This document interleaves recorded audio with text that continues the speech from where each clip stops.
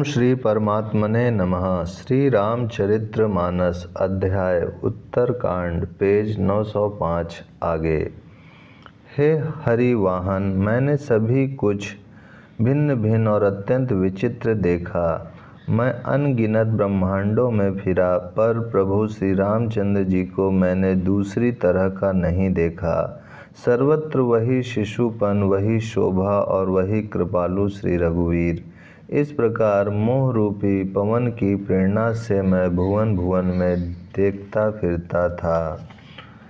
अनेक ब्रह्मांडों में भटकते मुझे मानो 100 कल्प बीत गए। फिरता फिरता मैं अपने आश्रम में आया और कुछ काल वहाँ रहकर बिताया। फिर जब अपने प्रभु का अवधपुरी में जन्म अवतार सुन पाया, तब प्रेम से परिपूर्ण होकर मैं हर्षपूर्वक उठ दौड़ा। जाकर मैंने जन्म महोत्सव देखा, जिस प्रकार मैं पहले वर्णन कर चुका हूँ। श्री रामचंद्र जी के पेट में मैंने बहुत से जगत देखे, जो देखते ही बनते थे, वर्णन नहीं किए जा सकते। वहाँ फिर मैंने सुजान माया के स्वामी कृपालु भगवान श्री राम को देखा। मैं बार बार विचार करता था, मेरी बुद्धि मोह रूपी कीचड़ से व्याप्त थी। यह सब मैंने 2 ही घड़ी में देखा। मन में विशेष मोह होने से मैं थक गया। मुझे व्याकुल देखकर तब कृपालु श्री रघुवीर हंस दिए। हे धीर बुद्धि गरुण जी, सुनिए। उनके हंसते ही मैं मुँह से बाहर आ गया।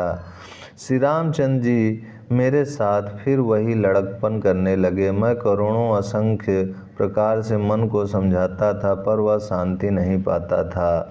यह बाल चरित्र देखकर और पेट के अंदर देखी हुई उस प्रभुता का स्मरण कर मैं शरीर की सुध भूल गया और हे आर्त जनों के रक्षक, रक्षा कीजिए पुकारता हुआ पृथ्वी पर गिर पड़ा। मुख से बात नहीं निकलती थी। तदंतर प्रभु ने मुझे प्रेम विह्वल देखकर अपनी माया की प्रभुता प्रभाव को रोक लिया। प्रभु ने अपना कर कमल मेरे सिर पर रखा। दीन दयालु ने मेरा संपूर्ण दुख हर लिया। सेवकों को सुख देने वाले कृपा के समूह कृपामय श्री राम जी ने मुझे मोह से सर्वथा रहित कर दिया। उनकी पहले वाली प्रभुता को विचार विचार कर याद करके मेरे मन में बड़ा भारी हर्ष हुआ। प्रभु की भक्त वत्सलता देखकर मेरे हृदय में बहुत ही प्रेम उत्पन्न हुआ। फिर मैंने आनंद से नेत्रों में जल भरकर पुलकित होकर और हाथ जोड़कर बहुत प्रकार से विनती की। मेरी प्रेम युक्त वाणी सुनकर और अपने दास को दीन देखकर रमा निवास श्री राम जी सुखदायक गंभीर और कोमल वचन बोले। हे काकभुसुंडी, तू मुझे अत्यंत प्रसन्न जानकर वर मांग। अणिमा आदि अष्ट सिद्धियाँ, दूसरी रिद्धियाँ तथा संपूर्ण सुखों की खान मोक्ष, ज्ञान विवेक वैराग्य विज्ञान तत्वज्ञान और वे अनेकों गुण जो जगत में मुनियों के लिए भी दुर्लभ हैं, ये सब मैं आज तुझे दूंगा, इसमें संदेह नहीं। जो तेरे मन भावे सो मांग ले। प्रभु के वचन सुनकर मैं बहुत ही प्रेम में भर गया। तब मन में अनुमान करने लगा कि प्रभु ने सब सुखों के देने की बात कही, यह तो सत्य है, पर अपनी भक्ति देने की बात नहीं कही। भक्ति से रहित सब गुण और सब सुख वैसे ही फीके हैं जैसे नमक के बिना बहुत प्रकार के भोजन के पदार्थ। भजन से रहित सुख किस काम के। हे पक्षीराज, ऐसा विचार कर मैं बोला, हे प्रभु, यदि आप प्रसन्न होकर मुझे वर देते हैं और मुझ पर कृपा और स्नेह करते हैं, तो हे स्वामी, मैं अपना मन भाया वर मांगता हूँ। आप उदार हैं और हृदय के भीतर की जानने वाले हैं। आपकी जिस अविरल प्रगाढ़ एवं विशुद्ध अनन्य निष्काम भक्ति को श्रुति और पुराण गाते हैं, जिसे योगीश्वर मुनि खोजते हैं और प्रभु की कृपा से कोई विरला ही जिसे पाता है। हे भक्तों के मन इच्छित फल देने वाले कल्पवृक्ष, हे शरणागत के हितकारी, हे कृपा सागर, हे सुखधाम श्री राम जी, दया करके मुझे अपनी वही भक्ति दीजिए। एवं अस्तु, ऐसा ही हो कहकर रघुवंश के स्वामी परम सुख देने वाले वचन बोले। हे काक, सुन, तू स्वभाव से ही बुद्धिमान है, ऐसा वरदान कैसे न मांगता। तूने सब सुखों की खान भक्ति मांग ली। जगत में तेरे समान बड़भागी कोई नहीं है। वे मुनि जो जप और योग की अग्नि से शरीर जलाते रहते हैं, करोड़ों यत्न करके भी जिसको जिस भक्ति को नहीं पाते, वही भक्ति तूने मांगी। तेरी चतुरता देखकर मैं रीझ गया। यह चतुरता मुझे बहुत ही अच्छी लगी। हे पक्षी, सुन, मेरी कृपा से अब समस्त शुभ गुण तेरे हृदय में बसेंगे। भक्ति, ज्ञान, विज्ञान, वैराग, योग, मेरी लीलाएं और उनके रहस्य तथा विभाग, इन सब के भेद को तू मेरी कृपा से ही जान जाएगा। तुझे साधन का कष्ट नहीं होगा। माया से उत्पन्न सब भ्रम अब तुझको नहीं व्यापेंगे। मुझे अनादि, अजन्मा, अगुण, प्रकृति के गुणों से रहित और गुणातीत दिव्य गुणों की खान ब्रह्म जानना। हे काक, सुन, मुझे भक्त निरंतर प्रिय हैं, ऐसा विचार कर शरीर, वचन और मन से मेरे चरणों में अटल प्रेम करना। अब मेरी सत्य सुगम वेद आदि के द्वारा वर्णित परम निर्मल वाणी सुन। मैं तुझको यह निज सिद्धांत सुनाता हूँ। सुनकर मन में धारण कर और सब तज कर मेरा भजन कर। यह सारा संसार मेरी माया से उत्पन्न है। इसमें अनेकों प्रकार के चराचर जीव हैं। वे सभी मुझे प्रिय हैं, क्योंकि सभी मेरे उत्पन्न किए हुए हैं। किंतु मनुष्य मुझको सबसे अधिक अच्छे लगते हैं। उन मनुष्यों में भी द्विजों में भी वेदों को कंठ में धारण करने वाले, उनमें भी वेदोक्त धर्म पर चलने वाले, उनमें भी विरक्त वैराग्यवान मुझे प्रिय हैं। वैराग्यवानों में फिर ज्ञानी और ज्ञानियों से भी अत्यंत प्रिय विज्ञानी है। विज्ञानियों से भी प्रिय मुझे अपना दास है, जिसे मेरी ही गति आश्रय है, कोई दूसरी आशा नहीं है। मैं तुझसे बार बार सत्य निज सिद्धांत कहता हूँ कि मुझे अपने सेवक के समान प्रिय कोई भी नहीं है। भक्तिहीन ब्रह्मा ही क्यों ना हो, वह मुझे सब जीवों के समान ही प्रिय है, परंतु भक्तिमान अत्यंत नीच भी प्राणी मुझे प्राणों के समान प्रिय है। यह मेरी घोषणा है। पवित्र, सुशील और सुंदर बुद्धि वाला सेवक बता किसको प्यारा नहीं लगता। वेद और पुराण ऐसी ही नीति कहते हैं। हे काक, सावधान होकर सुन। एक पिता के बहुत से पुत्र पृथक पृथक गुण और स्वभाव और आचरण वाले होते हैं। कोई पंडित होता है, कोई तपस्वी, कोई ज्ञानी, कोई धनी, कोई शूरवीर, कोई दानी, कोई सर्वज्ञ और कोई धर्मपरायण होता है। पिता का प्रेम इन सभी पर समान होता है, परंतु इनमें से यदि कोई मन, वचन और कर्म से पिता का ही भक्त होता है, स्वप्न में भी दूसरा धर्म नहीं जानता, वह पुत्र पिता को प्राणों के समान प्रिय होता है, यद्यपि चाहे वह सब प्रकार से अज्ञान मूर्ख ही हो। इसी प्रकार त्रियक, पशु, पक्षी, देव, मनुष्य और असुरों समेत जितने भी चेतन और जड़ जीव हैं, उनसे भरा हुआ यह संपूर्ण विश्व मेरा ही पैदा किया हुआ है, अतः सब पर मेरी बराबर दया है। परंतु इनमें से जो मद और माया छोड़कर मन, वचन और शरीर से मुझको भजता है, वह पुरुष हो, नपुंसक हो, स्त्री हो अथवा चर अचर कोई भी जीव हो, कपट छोड़कर जो भी सर्वभाव से मुझे भजता है, वही मुझे परम प्रिय है। हे पक्षी, मैं तुझसे सत्य कहता हूँ, पवित्र, अनन्य एवं निष्काम सेवक मुझे प्राणों के समान प्यारा है। ऐसा विचार कर सब आशा भरोसा छोड़कर मुझी को भज। तुझे काल कभी नहीं व्यापेगा। निरंतर मेरा स्मरण और भजन करते रहना। प्रभु के वचन अमृत सुनकर मैं तृप्त नहीं होता था। मेरा शरीर पुलकित था और मन में मैं अत्यंत ही हर्षित हो रहा था। वह सुख मन और कान ही जानते हैं, जीभ से उसका बखान नहीं किया जा सकता। प्रभु की शोभा का वह सुख नेत्र ही जानते हैं, पर वे कह कैसे सकते हैं, उनके वाणी तो है ही नहीं। मुझे बहुत प्रकार से भली भांति समझा कर और सुख देकर प्रभु फिर वही बालकों के खेल करने लगे। नेत्रों में भरकर और मुख को कुछ रूखा सा बनाकर उन्होंने माता की ओर देखा और मुखाकृति तथा चितवन से माता को समझा दिया कि बहुत भूख लगी है। यह देखकर माता तुरंत उठ दौड़ी और कोमल वचन कहकर उन्होंने श्री राम जी को छाती से लगा लिया। वे गोद में लेकर उन्हें दूध पिलाने लगीं और श्री रघुनाथ जी उन्हीं की ललित लीलाएं गाने लगे। जिस सुख के लिए सबको सुख देने वाले कल्याण रूप त्रिपुरारी शिव जी ने अशुभ वेश धारण किया, उस सुख में अवधपुरी के नर नारी निरंतर निमग्न रहते हैं। ओम शांति शांति शांति। ओम श्री परमात्मने नमः। श्री रामचरितमानस अध्याय उत्तरकांड पेज 912 आगे। उस सुख का लवलेश मात्र जिन्होंने एक बार स्वप्न में भी प्राप्त कर लिया, हे पक्षीराज, वे सुंदर बुद्धि वाले सज्जन पुरुष उसके सामने ब्रह्म सुख को भी कुछ नहीं गिनते। मैं और कुछ समय तक अवधपुरी में रहा और मैंने श्री राम जी की रसीली बाल लीलाएं देखीं। श्री राम जी की कृपा से मैंने भक्ति का वरदान पाया। तदंतर प्रभु के चरणों की वंदना करके मैं अपने आश्रम पर लौट आया।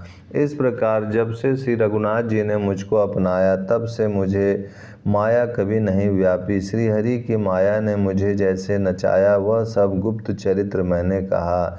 हे पक्षीराज गरुण, अब मैं आपसे अपना निजी अनुभव कहता हूँ। वह यह है कि भगवान के भजन बिना कलेश दूर नहीं होते। हे पक्षीराज सुनिए, श्री राम जी की कृपा बिना श्री राम जी की प्रभुता नहीं जानी जाती। प्रभुता जाने बिना उन पर विश्वास नहीं जमता। विश्वास के बिना प्रीति नहीं होती और प्रीति बिना भक्ति वैसे ही दृढ़ नहीं होती जैसे हे पक्षीराज जल की चिकनाई ठहरती नहीं। गुरु के बिना कहीं ज्ञान हो सकता है अथवा वैराग के बिना कहीं ज्ञान हो सकता है। इसी तरह वेद और पुराण कहते हैं कि श्री हरि की भक्ति के बिना क्या सुख मिल सकता है। हे तात, स्वाभाविक संतोष के बिना क्या कोई शांति पा सकता है। चाहे करोड़ों उपाय करके पक्ष मरिए, फिर भी क्या कभी जल के बिना नाव चल सकती है। संतोष के बिना कामना का नाश नहीं होता और कामनाओं के रहते स्वप्न में भी सुख नहीं हो सकता। और श्री राम के भजन बिना कामनाएं कहीं मिट सकती हैं। बिना धरती के भी कहीं पेड़ उग सकता है। विज्ञान तत्वज्ञान के बिना क्या संभाव आ सकता है। आकाश के बिना क्या कोई अवकाश पोल पा सकता है। श्रद्धा के बिना धर्म का आचरण नहीं होता। क्या पृथ्वी तत्व के बिना कोई गंध पा सकता है। तप के बिना क्या तेज फैल सकता है। जल तत्व के बिना संसार में क्या रस हो सकता है। पंडित जनों की सेवा बिना क्या शील सदाचार प्राप्त हो सकता है। हे गोसाई, जैसे बिना तेज अग्नि तत्व के रूप नहीं मिलता, निज सुख आत्मानंद के बिना क्या मन स्थिर हो सकता है। वायु तत्व के बिना क्या स्पर्श हो सकता है। क्या विश्वास के बिना कोई भी सिद्धि हो सकती है। इसी प्रकार श्री हरि के भजन बिना जन्म मृत्यु के भय का नाश नहीं होता। बिना विश्वास के भक्ति नहीं होती। भक्ति के बिना श्री राम जी पिघलते ढरते नहीं और श्री राम जी की कृपा के बिना जीव स्वप्न में भी शांति नहीं पाता। हे धीर बुद्धि, ऐसा विचार कर संपूर्ण कुतर्कों और संदेहों को छोड़कर करुणा की खान सुंदर और सुख देने वाले श्री रघुवीर का भजन कीजिए। हे पक्षीराज, हे नाथ, मैंने अपनी बुद्धि के अनुसार प्रभु के प्रताप और महिमा का गान किया। मैंने इसमें कोई बात युक्ति से बढ़ाकर नहीं कही है। यह सब अपनी आँखों देखी कही है। श्री रघुनाथ जी की महिमा, नाम, रूप और गुणों की कथा सभी अपार एवं अनंत है तथा श्री रघुनाथ जी स्वयं भी अनंत हैं। मुनिगण अपनी अपनी बुद्धि के अनुसार श्री हरि के गुण गाते हैं। वेद, शेष और शिव जी भी उनका पार नहीं पाते। आप से लेकर मच्छर पर्यंत सभी छोटे बड़े जीव आकाश में उड़ते हैं, किंतु आकाश का अंत कोई नहीं पाते। इसी प्रकार हे तात, श्री रघुनाथ जी की महिमा भी अथाह है, क्या कभी कोई उसकी था पा सकता है। श्री राम जी का अरबों कामदेवों के समान सुंदर शरीर है। वे अनंत कोटि दुर्गाओं के समान शत्रुनाशक हैं। अरबों इंद्रों के समान उनका विलास ऐश्वर्य है। अरबों आकाशों के समान उनमें अनंत अवकाश स्थान है। अरबों पवन के समान उनमें महान बल है और अरबों सूर्यों के समान प्रकाश है। अरबों चंद्रमाओं के समान वे शीतल और संसार के समस्त भयों का नाश करने वाले हैं। अरबों कालों के समान वे अत्यंत दुस्तर, दुर्गम और दुरंत हैं। वे भगवान अरबों धूमकेतुओं, पुच्छल तारों के समान अत्यंत प्रबल हैं। अरबों पातालों के समान प्रभु अथाह हैं। अरबों यमराजों के समान भयानक हैं। अनंत कोटि तीर्थों के समान वे पवित्र करने वाले हैं। उनका नाम संपूर्ण पाप समूहों का नाश करने वाला है। श्री रघुवीर करोड़ों हिमालयों के समान अचल स्थिर हैं और अरबों समुद्रों के समान गहरे हैं। भगवान अरबों कामधेनुओं के समान सब कामनाओं इच्छित पदार्थों के देने वाले हैं। उनमें अनंत कोटि सरस्वतियों के समान चतुरता है। अरबों ब्रह्माओं के समान सृष्टि रचना की निपुणता है। वे करोड़ों विष्णुओं के समान पालन करने वाले और अरबों रुद्रों के समान संहार करने वाले हैं। वे अरबों कुबेरों के समान धनवान और करोड़ों मायाओं के समान सृष्टि के खजाने हैं। बोझ उठाने में वे अरबों शेषों के समान हैं। अधिक क्या जगदीश्वर प्रभु श्री राम जी सभी बातों में सीमा रहित और उपमा रहित हैं। हे श्री राम जी उपमा रहित हैं। उनकी कोई दूसरी उपमा है ही नहीं। श्री राम के समान श्री राम ही हैं, ऐसा वेद कहते हैं। जैसे अरबों जुगनुओं के समान कहने से सूर्य प्रशंसा को नहीं वरम अत्यंत लघुता को ही प्राप्त होता है, सूर्य की निंदा ही होती है। इसी प्रकार अपनी अपनी बुद्धि के विकास के अनुसार मुनीश्वर श्री हरि का वर्णन करते हैं, किंतु प्रभु भक्तों के भाव मात्र को ग्रहण करने वाले और अत्यंत कृपालु हैं। वे उस वर्णन को प्रेम सहित सुनकर सुख मानते हैं। श्री राम जी अपार गुणों के समुद्र हैं, क्या उनकी कोई था पा सकता है। संतों से मैंने जैसा कुछ सुना था वही आपको सुनाया। सुख के भंडार करुणा धाम भगवान भाव प्रेम के वश हैं। अतएव ममता मद और मान को छोड़कर सदा श्री जानकी नाथ जी का ही भजन करना चाहिए। भुसुंडी जी के सुंदर वचन सुनकर पक्षी राज ने हर्षित होकर अपने पंख फुला लिए। उनके नेत्रों में प्रेमानंद के आंसुओं का जल आ गया और मन अत्यंत हर्षित हो गया। उन्होंने श्री रघुनाथ जी का प्रताप हृदय में धारण किया। वे अपने पिछले मोह को समझकर याद करके पछताने लगे कि मैंने अनादि ब्रह्म को मनुष्य करके माना। गरुड़ जी ने बार बार काक भुसुंडी जी के चरणों पर सिर नवाया और उन्हें श्री राम जी के ही समान जानकर प्रेम बढ़ाया। गुरु के बिना कोई भव सागर नहीं तर सकता, चाहे वह ब्रह्मा जी और शंकर जी के समान ही क्यों ना हो। गरुड़ जी ने कहा, हे तात, मुझे संदेह रूपी सर्प ने डस लिया था और सांप के डसने पर जैसे विष चढ़ने से लहरें आती हैं, वैसे ही बहुत सी कुतर्क रूपी दुख देने वाली लहरें आ रही थीं। आपके स्वरूप रूपी गारुणी सांप का विष उतारने वाले के द्वारा भक्तों को सुख देने वाले श्री रघुनाथ जी ने मुझे जिला लिया। आपकी कृपा से मेरा मोह नाश हो गया और मैंने श्री राम जी का अनुपम रहस्य जाना। उनकी भुसुंडी जी की बहुत प्रकार से प्रशंसा करके सिर नवाकर और हाथ जोड़कर फिर गरुड़ जी प्रेम पूर्वक विनम्र और कोमल वचन बोले, हे प्रभु, हे स्वामी, मैं अपने अविवेक के कारण आपसे पूछता हूँ। हे कृपा के समुद्र, मुझे अपना निज दास जानकर आदर पूर्वक विचार पूर्वक मेरे प्रश्न का उत्तर कहिए।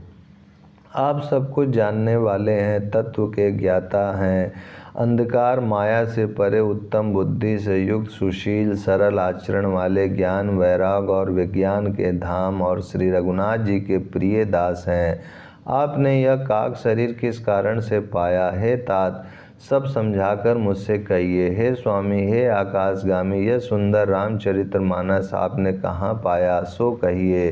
हे नाथ, मैंने शिव जी से ऐसा सुना है कि महाप्रलय में भी आपका नाश नहीं होता और ईश्वर शिव जी कभी मिथ्या वचन कहते नहीं। वह भी मेरे मन में संदेह है, क्योंकि हे नाथ, नाग, मनुष्य, देवता आदि चर अचर जीव तथा यह सारा जगत काल का कलेवा है। असंख्य ब्रह्मांडों का नाश करने वाला काल सदा बड़ा ही अनिवार्य है। ऐसा वह अत्यंत भयंकर काल आपको नहीं व्यापता, आप पर प्रभाव नहीं दिखलाता, इसका क्या कारण है? हे कृपालु, मुझे कहिए, यह ज्ञान का प्रभाव है या योग का बल है? हे प्रभु, आपके आश्रम में आते ही मेरा मोह और भ्रम भाग गया, इसका क्या कारण है? हे नाथ, यह सब प्रेम सहित कहिए। हे उमा, गरुण जी की वाणी सुनकर काकभुसुंडी जी हर्षित हुए और परम प्रेम से बोले, हे सर्पों के शत्रु, आपकी बुद्धि धन्य है, धन्य है। आपके प्रश्न मुझे बहुत ही प्यारे लगे। आपके प्रेम युक्त सुंदर प्रश्न सुनकर मुझे अपने बहुत जन्मों की याद आ गई। मैं अपनी सब कथा विस्तार से कहता हूँ। हे तात, आदर सहित मन लगाकर सुनिए। ओम शांति शांति शांति। ओम श्री परमात्मने नमः। श्री रामचरितमानस अध्याय उत्तरकांड, पेज 918 आगे। आपके प्रेम युक्त सुंदर प्रश्न सुनकर मुझे अपने बहुत जन्मों की याद आ गई। मैं अपनी सब कथा विस्तार से कहता हूँ। हे तात, आदर सहित मन लगाकर सुनिए। अनेक जप, तप, यज्ञ, शम, मन को रोकना, दम, इंद्रियों को रोकना, व्रत, दान, वैराग्य, विवेक, योग, विज्ञान आदि सबका फल श्री रघुनाथ जी के चरणों में प्रेम होना है। इसके बिना कोई कल्याण नहीं पा सकता। मैंने इसी शरीर से श्री राम जी की भक्ति प्राप्त की है, इसी से इस पर मेरी ममता अधिक है। जिससे अपना कुछ स्वार्थ होता है उस पर सभी कोई प्रेम करते हैं। हे गरुण जी, वेदों में मानी हुई ऐसी नीति है और सज्जन भी कहते हैं कि अपना परम हित जानकर अत्यंत नीच से भी प्रेम करना चाहिए। रेशम कीड़े से होता है, उससे सुंदर रेशमी वस्त्र बनते हैं। इसी से उस परम अपवित्र कीड़े को भी सब कोई प्राणों के समान पालते हैं। जीव के लिए सच्चा स्वार्थ यही है कि मन, वचन और कर्म से श्री राम जी के चरणों में प्रेम हो। वही शरीर पवित्र और सुंदर है जिस शरीर को पाकर श्री रघुवीर का भजन किया जाए। जो श्री राम जी के विमुख है वह यदि ब्रह्मा जी के समान शरीर पा जाए तो भी कवि और पंडित उसकी प्रशंसा नहीं करते। इसी शरीर से मेरे हृदय में राम भक्ति उत्पन्न हुई। इसी से हे स्वामी, यह मुझे परम प्रिय है। मेरा मरण अपनी इच्छा पर है, परंतु फिर भी मैं यह शरीर नहीं छोड़ता, क्योंकि वेदों ने वर्णन किया है कि शरीर के बिना भजन नहीं होता। पहले मोह ने मेरी बड़ी दुर्दशा की। श्री राम जी के विमुख होकर मैं कभी सुख से नहीं सोया। अनेकों जन्मों में मैंने अनेकों प्रकार के योग, जप, तप, यज्ञ और दान आदि कर्म किए। हे गरुण जी, जगत में ऐसी कौन योनि है जिसमें मैंने बार बार घूम फिर कर जन्म न लिया हो। हे गुसाई, मैंने सब कर्म करके देख लिया, पर अब इस जन्म की तरह मैं कभी सुखी नहीं हुआ। हे नाथ, मुझे बहुत से जन्मों की याद है, क्योंकि श्री शिव जी की कृपा से मेरी बुद्धि को मोह ने नहीं घेरा। हे पक्षीराज, सुनिए, अब मैं अपने प्रथम जन्म के चरित्र कहता हूँ, जिन्हें सुनकर प्रभु के चरणों में प्रीति उत्पन्न होती है, जिससे सब कलेश मिट जाते हैं। हे प्रभु, पूर्व के कल्प में पापों का मूल युग कलयुग था, जिसमें पुरुष और स्त्री सभी अधर्म परायण और वेद के विरोधी थे। उस कलयुग में मैं अयोध्यापुरी में जाकर शूद्र का शरीर पाकर जन्मा। मैं मन, वचन और कर्म से शिव जी का सेवक और दूसरे देवताओं की निंदा करने वाला अभिमानी था। मैं धन के मद से मतवाला, बहुत ही बकवादी और उग्र बुद्धि वाला था। मेरे हृदय में बड़ा भारी दंभ था। यद्यपि मैं श्री रघुनाथ जी की राजधानी में रहता था, तथापि मैंने उस समय उसकी महिमा कुछ भी नहीं जानी। अब मैंने अवध का प्रभाव जाना। वेद शास्त्र और पुराणों ने ऐसा गाया है कि किसी भी जन्म में जो कोई भी अयोध्या में बस जाता है वह अवश्य ही श्री राम जी के पारायण हो जाएगा। अवध का प्रभाव जीव तभी जानता है जब हाथ में धनुष धारण करने वाले श्री राम जी उसके हृदय में निवास करते हैं। हे गरुण जी, वह कली काल बड़ा कठिन था। उसमें सभी नर नारी पाप परायण पापों में लिप्त थे। कलयुग के पापों ने सब धर्मों को ग्रस लिया। सद्ग्रंथ लुप्त हो गए। दंभियों ने अपनी बुद्धि से कल्पना कर करके बहुत से पंथ प्रकट कर दिए। सभी लोग मोह के वश हो गए। शुभ कर्मों को लोभ ने हड़प लिया। हे ज्ञान के भंडार, हे श्री हरि के वाहन, सुनिए अब मैं कली के कुछ धर्म कहता हूँ। कलयुग में ना वर्ण धर्म रहता है, ना चारों आश्रम रहते हैं। सब पुरुष स्त्री वेद के विरोध में लगे रहते हैं। ब्राह्मण वेदों के बेचने वाले और राजा प्रजा को खार डालने वाले होते हैं। वेद की आज्ञा कोई नहीं मानता। जिसको जो अच्छा लग जाए वही मार्ग है। जो डींग मारता है वही पंडित है। जो मिथ्या आरंभ करता आडंबर रचता है और जो दंभ में रत है उसी को सब कोई संत कहते हैं। जो जिस किसी प्रकार से दूसरे का धन हरण कर ले वही बुद्धिमान है। जो दंभ करता है वही बड़ा आचारी है। जो झूठ बोलता है और जो हंसी दिल लगी करना जानता है कलयुग में वही गुणवान कहा जाता है। जो आचारहीन है और वेद मार्ग को छोड़े हुए है कलयुग में वही अज्ञानी और वही वैराग्यवान है। जिसके बड़े बड़े नख और लंबी लंबी जटाएं हैं वही कलयुग में प्रसिद्ध तपस्वी है। जो अमंगल वेश और अमंगल भूषण धारण करते हैं और भक्ष्य अभक्ष्य खाने योग्य और ना खाने योग्य सब कुछ खा लेते हैं वे ही योगी हैं, वे ही सिद्ध हैं और वे ही मनुष्य कलयुग में पूज्य हैं। इनके आचरण दूसरों का अपकार अहित करने वाले हैं उन्हीं का बड़ा गौरव होता है और वे ही सम्मान के योग्य होते हैं। जो मन वचन और कर्म से लबार झूठ बकने वाले हैं वे ही कलयुग में वक्ता माने जाते हैं। हे गोसाई, सभी मनुष्य स्त्रियों के विशेष वश में हैं और बाजीगर के बंदर की तरह उनके नचाए नाचते हैं। ब्राह्मणों को शूद्र ज्ञान उपदेश करते हैं और गले में जनेऊ डालकर कुत्सित दान लेते हैं। सभी पुरुष काम और लोभ में तत्पर और क्रोधी होते हैं। देवता ब्राह्मण वेद और संतों के विरोधी होते हैं। अभागिनी स्त्रियां गुणों के धाम सुंदर पति को छोड़कर पर पुरुष का सेवन करती हैं। सुहागिनी स्त्रियां तो आभूषणों से रहित होती हैं पर विधवाओं के नित्य नए श्रृंगार होते हैं।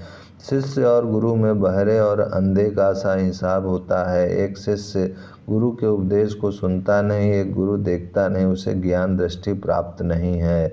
जो गुरु शिष्य का धन हरण करता है पर शोक नहीं हरण करता वह घोर नरक में पड़ता है। माता पिता बालकों को बुलाकर वही धर्म सिखलाते हैं जिससे पेट भरे। स्त्री पुरुष ब्रह्म ज्ञान के सिवा दूसरी बात नहीं करते पर वे लोभवश कौड़ियों बहुत थोड़े लाभ के लिए ब्राह्मण और गुरु की हत्या कर डालते हैं। शूद्र ब्राह्मणों से विवाद करते हैं और कहते हैं कि हम क्या तुमसे कुछ कम हैं। जो ब्रह्म को जानता है वही श्रेष्ठ ब्राह्मण है।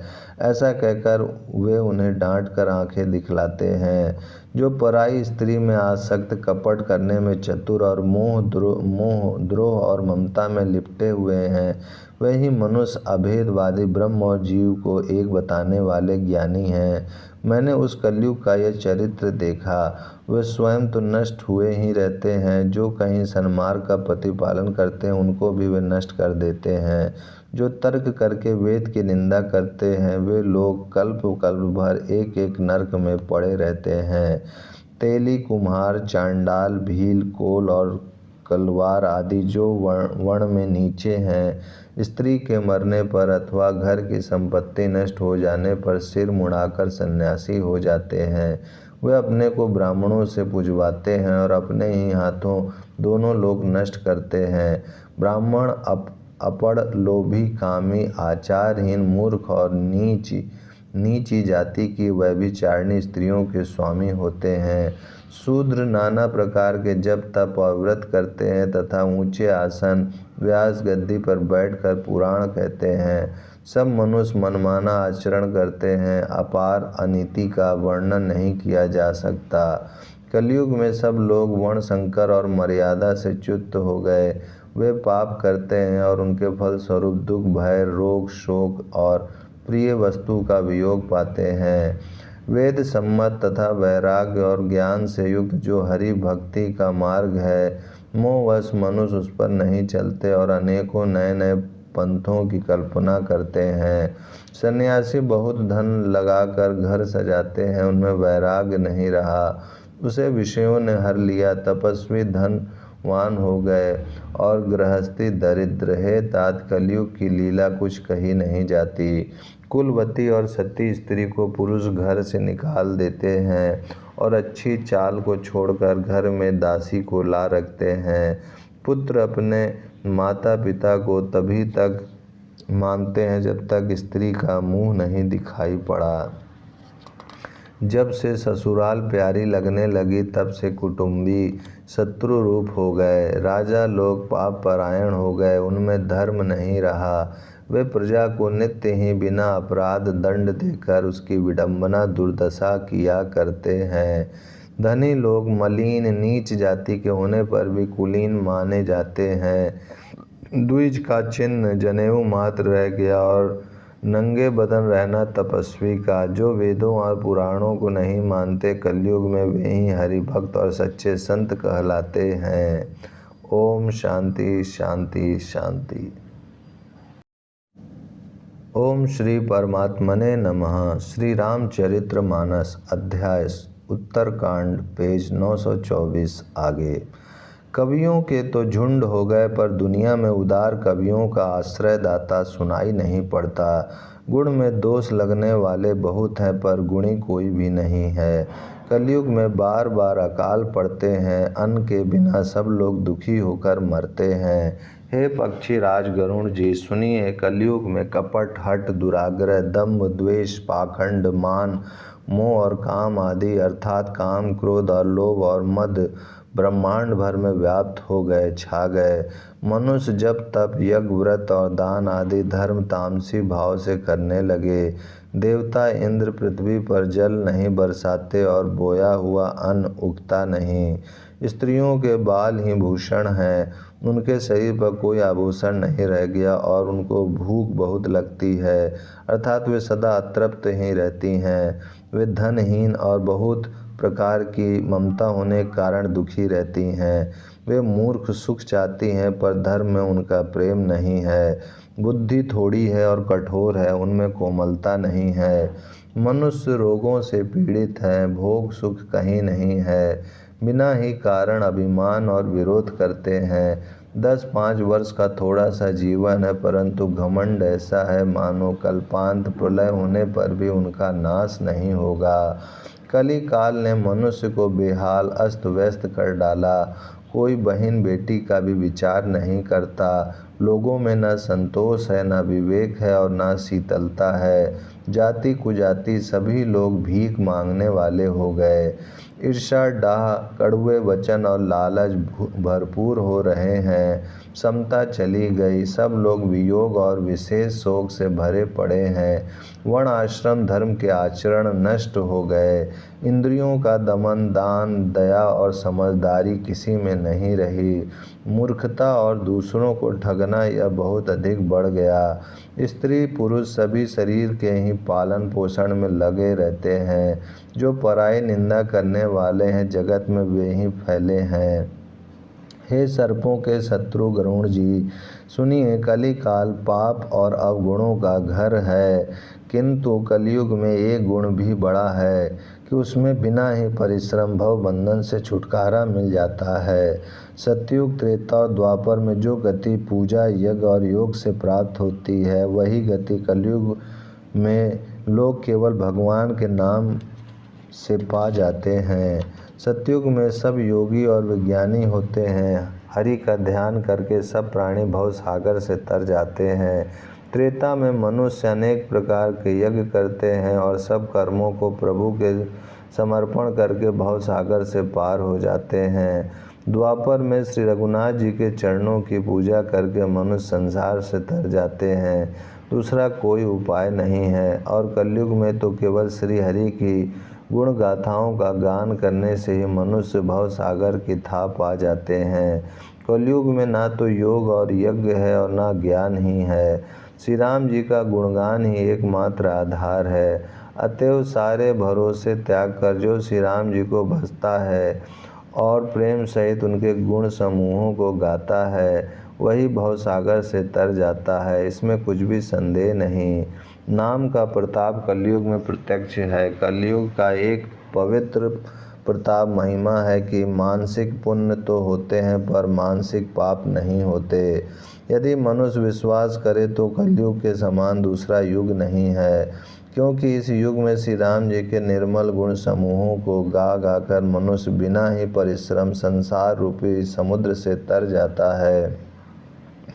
धर्म के 4 चरण सत्य, दया, तप और दान प्रसिद्ध है, जिनमें से कली में एक दान रूपी चरण ही प्रधान है।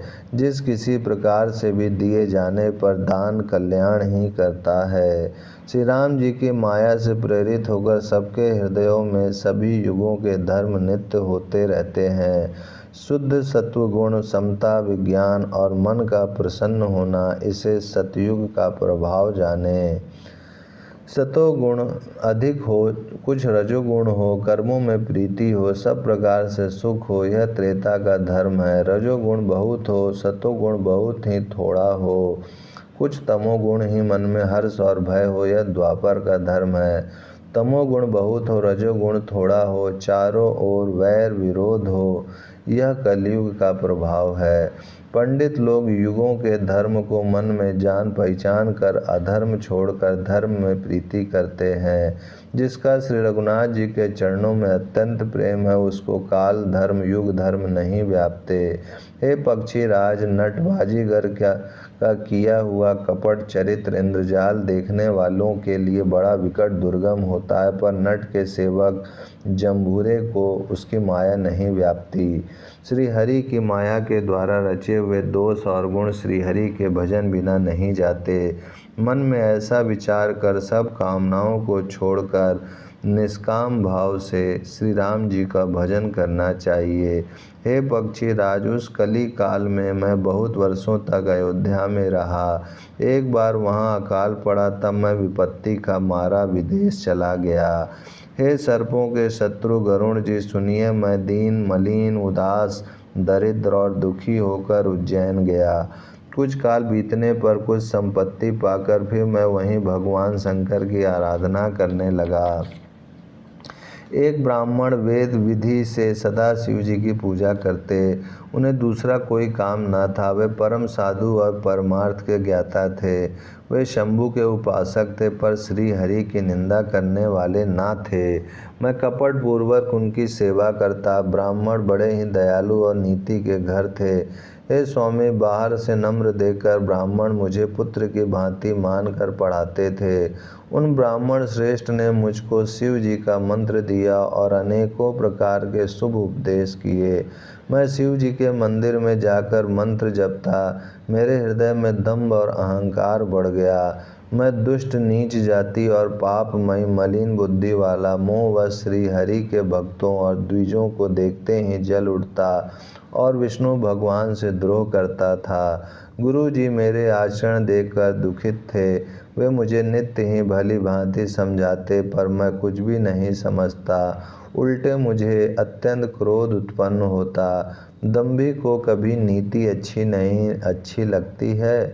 एक बार गुरु जी ने मुझे बुला लिया और बहुत प्रकार से परमार्थ नीति की शिक्षा दी कि हे पुत्र, शिव जी की सेवा का फल यही है कि श्री राम जी के चरणों में प्रगाढ़ भक्ति हो। हे तात, शिव जी और ब्रह्मा जी भी श्री राम जी को भजते हैं, फिर नीच मनुष्य की तो बात ही कितनी है। ब्रह्मा जी और शिव जी जिनके चरणों के प्रेमी हैं, अरे अभागे, उनसे द्रोह करके तू सुख चाहता है। गुरु जी ने शिव जी को हरि का सेवक कहा। यह सुनकर हे पक्षीराज, मेरा हृदय जल उठा। नीच जाति का मैं विद्या पाकर ऐसा हो गया जैसे दूध पिलाने से सांप। अभिमानी, कुटिल, दुर्भाग्य और कुजाति मैं दिन रात गुरुजी से द्रोह करता। गुरुजी अत्यंत दयालु थे, उनको थोड़ा सा भी क्रोध नहीं आता। मेरे द्रोह करने पर भी वे बार बार मुझे उत्तम ज्ञान की ही शिक्षा देते थे। नीच मनुष्य जिससे बड़ाई पाता है वह सबसे पहले उसी को मारकर उसका नाश करता है। हे भाई सुनिए, आग से उत्पन्न हुआ धुआं मेघ की पदवी पाकर उसी अग्नि को बुझा देता है। धूल रास्ते में निरादर से पड़ी रहती है और सदा सब राह चलने वालों के लातों की मार सहती है, पर जब पवन उसे उड़ाता ऊंचा उठाता है तो सबसे पहले वह उसी पवन को भर देती है और फिर राजाओं के नेत्रों और किरीटों मुकुटों पर पड़ती है। हे पक्षी राज गरुण जी, सुनिए, ऐसी बात समझकर बुद्धिमान लोग अधम नीच का संग नहीं करते। कवि और पंडित ऐसी नीति कहते हैं कि दुष्ट से न कलह ही अच्छा है न प्रेम ही। हे गोसाई, उससे तो सदा उदासीन ही रहना चाहिए। दुष्ट को कुत्ते की तरह दूर से ही त्याग देना चाहिए। मैं दुष्ट था, हृदय में कपट और कुटिलता भरी थी, इसलिए यद्यपि गुरुजी हित की बात कहते थे पर मुझे वह सुहाती न थी। एक दिन मैं शिव जी के मंदिर में शिव नाम जप रहा था। उसी समय गुरुजी वहाँ आए, पर अभिमान के मारे मैंने उठकर उनको प्रणाम नहीं किया। गुरुजी दयालु थे, मेरा दोष देखकर भी उन्होंने कुछ नहीं कहा। उनके हृदय में लेस मात्र भी क्रोध नहीं हुआ। पर गुरु का अपमान बहुत बड़ा पाप है, अतः महादेव जी उसे नहीं सह सके। मंदिर में आकाशवाणी हुई कि अरे हतभाग्य मूर्ख अभिमानी, यद्यपि तेरे गुरु को क्रोध नहीं है, वे अत्यंत कृपालु चित्त के हैं और उन्हें पूर्ण तथा यथार्थ ज्ञान है, तो भी हे मूर्ख तुझको मैं शाप दूंगा, क्योंकि नीति का विरोध मुझे अच्छा नहीं लगता। अरे दुष्ट, यदि मैं तुझे दंड ना दूं तो मेरा वेद मार्ग ही भ्रष्ट हो जाए। जो मूर्ख गुरु से ईर्ष्या करते हैं वे करोड़ों युगों तक रर नरक में पड़े रहते हैं, फिर वहाँ से निकलकर वे त्रियक, पशु, पक्षी आदि योनियों में शरीर धारण करते हैं और 10,000 जन्मों तक दुख पाते रहते हैं। अरे पापी, तू गुरु के सामने अजगर की भांति बैठा रहा। रे दुष्ट, तेरी बुद्धि पाप से ढक गई है, अतः तू सर्प हो जा। और अरे अधम से भी अधम, इस अधोगति सर्प की नीच योनि को पाकर किसी बड़े भारी पेड़ के खोखले में जाकर रह। शिव जी का भयानक शाप सुनकर गुरु जी ने हाहाकार किया। मुझे कांपता हुआ देखकर उनके हृदय में बड़ा संताप हुआ। ओम शांति शांति शांति। ओम श्री परमात्मने नमः। श्री रामचरितमानस अध्याय उत्तरकांड, पेज 930 आगे। शिव जी का भयानक शाप सुनकर गुरु जी ने हाहाकार किया। मुझे कांपता हुआ देखकर उनके हृदय में बड़ा संताप उत्पन्न हुआ। प्रेम सहित दंडवत करके वे ब्राह्मण श्री शिव जी के सामने हाथ जोड़कर मेरी भयंकर गति दंड का विचार कर गदगद वाणी से विनती करने लगे। हे मोक्ष स्वरूप, विभु व्यापक ब्रह्म और वेद स्वरूप, ईशान दिशा के ईश्वर तथा सबके स्वामी श्री शिव जी, मैं आपको नमस्कार करता हूँ। निज स्वरूप में स्थित अर्थात मायादि रहित, माई गुणों से रहित, भेद रहित, इच्छा रहित, चेतन आकाश रूप एवं आकाश को ही वस्त्र रूप में धारण करने वाले दिगंबर अथवा आकाश को भी आच्छादित करने वाले आपको मैं भजता हूँ। निराकार ओंकार के मूल तुरीय, तीनों गुणों से अतीत, वाणी ज्ञान और इंद्रियों से परे, कैलाशपति, विकराल महाकाल के भी काल, कृपालु, गुणों के धाम, संसार से परे आप परमेश्वर को मैं नमस्कार करता हूँ, जो हिमाचल के समान गौरवर्ण तथा गंभीर हैं, जिनके शरीर में करोड़ों कामदेवों की ज्योति एवं शोभा है, जिनके सिर पर सुंदर नदी गंगा जी विराजमान है, जिनके ललाट पर द्वितीया का चंद्रमा और गले में सर्प सुशोभित है, जिनके कानों में कुंडल हिल रहे हैं, सुंदर भ्रकुटी और विशाल नेत्र है, जो प्रसन्न मुख, नीलकंठ और दयालु हैं, सिंह चर्म का वस्त्र धारण किए और मुंडमाला पहने हैं, उन सब के प्यारे और सबके नाथ, कल्याण करने वाले श्री शंकर जी को मैं भजता हूँ।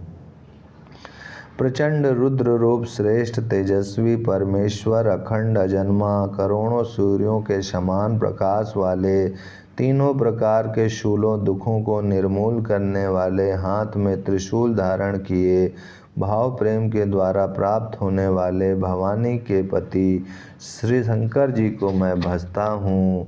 कलाओं से परे, कल्याण स्वरूप, कल्प का अंत प्रलय करने वाले, सज्जनों को सदा आनंद देने वाले, त्रिपुर के शत्रु सच्चिदानंद गण, मोह को हरने वाले, मन को मत डालने वाले, कामदेव के शत्रु, हे प्रभु प्रसन्न होजिए, प्रसन्न होजिए। जब तक पार्वती के पति आपके चरण कमलों को मनुष्य नहीं भजते, तब तक उन्हें ना तो इहलोक और परलोक में सुख शांति मिलती है और न उनके तापों का नाश होता है। अतः हे समस्त जीवों के अंदर हृदय में निवास करने वाले प्रभु, प्रसन्न होजिए, प्रसन्न होजिए। मैं ना तो योग जानता हूँ, न जप और न पूजा ही। हे शंभो, मैं तो सदा सर्वदा आपको ही नमस्कार करता हूँ।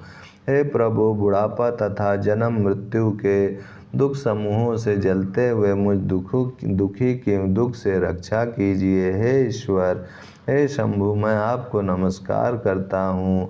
भगवान रुद्र की स्तुति का यह अष्टक उन शंकर जी की तुष्टि प्रसन्नता के लिए ब्राह्मण द्वारा कहा गया। जो मनुष्य इसे भक्ति पूर्वक पढ़ते हैं, उन पर भगवान शंभु प्रसन्न होते हैं।